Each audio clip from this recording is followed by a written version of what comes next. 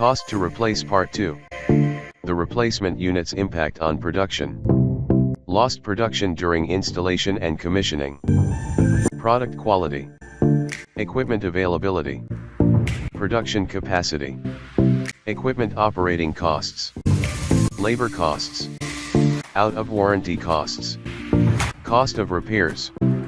Lost production. Collateral costs. One-time costs. Impact on product quality. Impact on production capacity.